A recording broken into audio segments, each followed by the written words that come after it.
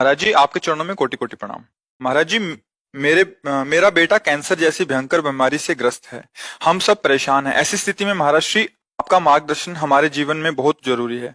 से परेशान नहीं होना, पर मोह के कारण हम परेशान तो हो ही जाते हैं, क्योंकि हाँ, हमारा अपनापन हो जाता है ना कि मेरा बच्चा है। पर ये जीव आपसे अपना हिसाब लेके ही रहेगा। ये आपका हिसाब लेने आया है। अगर देने आता ना, तो स्वस्थ, विवेकवान और ऐसे आचरण करता, ऐसी कमाई करता कि आपको हर्ष होता, सुख होता। अब ये पूर्व कर्म के अनुसार बेचारा, अब वो जीव बंधन में होता है। इसके रहस्य को समझना थोड़ा सा कठिन पड़ता है, पर ये जीव आपका पुत्र नहीं है असली में, समझो। पहली बात तो भगवान का अंश है। दूसरी बात, सृष्टि में आपके द्वारा और इसके द्वारा कोई ऐसे कर्म बने हैं जिनसे इसके द्वारा आपको कष्ट होगा, और उस कर्म के द्वारा ये स्वयं में पीड़ित है, स्वयं में परे। बिल्कुल आप सच्ची बात समझिए, कोई यहां किंचन मात्र किसी को कष्ट नहीं दे सकता। हमारे कर्मों का परिणाम ही हमारे सामने आता। अब घबराना नहीं। देखो, ये जो जीव है ये कभी नहीं मरता, ये शरीर कभी नहीं टिकता, किसी का नहीं टिका। भगवान भी अवतार लिए ना, तो अंतर्धान होने की लीला उन्होंने भी की। देखो, राम जी सरयू में और कृष्णचंद्र जी के पैर में वो व्याध बाण मारता है, और उसको पहले परम धाम भेजते हैं, फिर आप परम धाम। तो देखो, यहाँ का नाम है मृत्यु लोक। यहाँ जाना ही है, शरीर का भोग भोग करके, शरीर का भोग भोग करके, पर चैन से और धर्म युक्त रहो। इसकी जितनी सेवा बने, इसको सेवा करो, प्रोत्साहन देते रहो।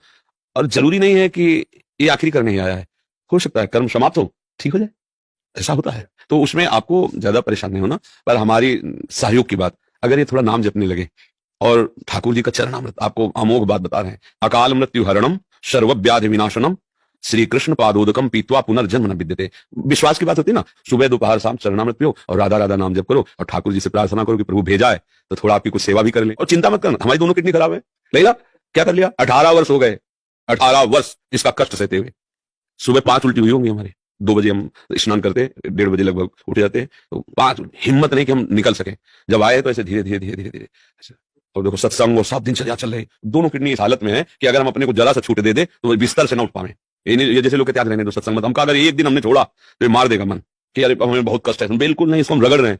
जैसे ना पता है कि बेईमान नौकर भागी जाएगा, तो भैया जितना काम करवा लो भाग तो जाएगा ही। ऐसे ही हम इससे व्यवहार करते हैं शरीर से। ये जाएगा, ये बेईमान है, हमारा साथ देगा नहीं, अब इसे जितना कर लो। तो माता पिता के रोज चरण छुओ और नाम जप करो। प्रभु से एकांत में तुम स्वयं प्रार्थना करो, प्रभु आप सर्वसम्मत हैं। यहां आने वाले व्यक्ति को हानि कति नहीं है, और कति ज्ञान सुनकर समर्पित हो जाओगे तो आपकी कैंसर का बाप भी ठीक हो जा।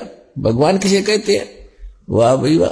यहां पर कम से कम लाखों भक्तों के कैंसर तक के रोग ठीक हो चुके, जिन समर्पित भाव से परमात्मा पर विश्वास करके नाम लिया और मर्यादा निभाई।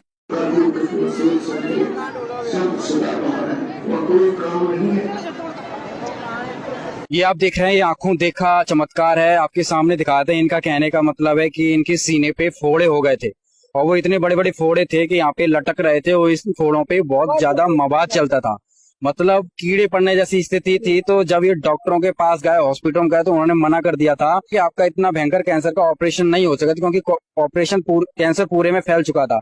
आप ये देखिए किस तरह से पूरी छाती पर ये फैला हुआ था। अचानक संत रामपाल जी का ये कह रहे हैं कि संत रामपाल जी की ये भक्ति करने के बाद ये फोड़ा अपने आप फूट गया, अपने आप ठीक हो गया, अपने आप ही ये इस चीज से ले ली।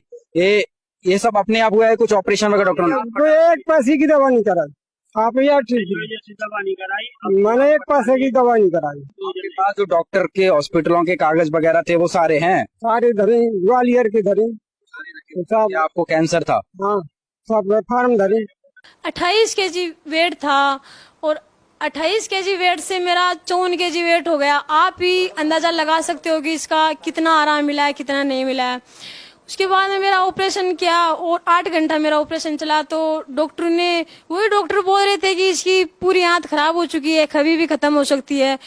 और वही डॉक्टर ऑपरेशन करके लेके आए थे, तो वो डॉक्टर बोल रहे थे कि डॉक्टर खुद आप देख के मेरे को हैरान हो गए कि इतना बड़ा चमत्कार कैसे हो गया। इसकी तो पूरी आंत खराब हो चुकी थी, ये कैसे हो सकता है? इसकी पूरी आंत अंदर, बिल्कुल 16 साल की बच्ची की आंत कैसे हो सकती है? ये तो एक चमत्कार ही है सर। सबसे बड़ी हैरानी की तो ये बात है कि मेरी पूरी आंतें खराब, और उसके साथ में मेरे प्रेगनेंसी, और वो भी बेटी, और एकदम स्वस्थ है। इंटरव्यू वाला वो फोटो ले बड़ा वाला। हाँ वो ले आएंगे अभी वो, पर ये बोलने तो हो एक बार को गए थे, तो वो हाथी भी भरवानी बाकी है। सत्यसेठ जी आपने एक हाथी भरवाई है। उपदेश कब लिया है जी आप एक बार बता दें, उपदेश कब लिया आपने? देश की तारीफ तो नहीं 17 को नहीं होगा, बोले 18 18 में। अच्छा 2018 ब्लैक डे पर, ब्लैक डे जो उसके पहले वाली, पिछले साल पे उसके पहले वाली। अच्छा तब से आपके ठीक है, खाना वाना सब खा पा रहे, परमात्मा की जय।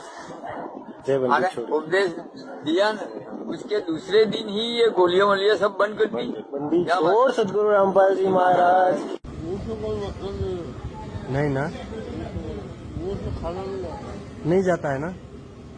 अच्छा अरे बाप रे,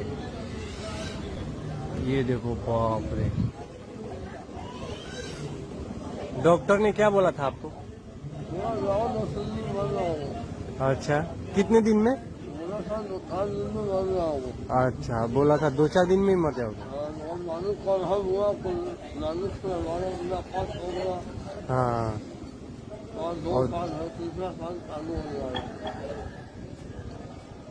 ये मतलब ना गुरुजी से नाम दीक्षा लेने से पहले डॉक्टर बोला था, हाँ डॉक्टर बोला था कि 3-4 दिन में ही मर जाओगे।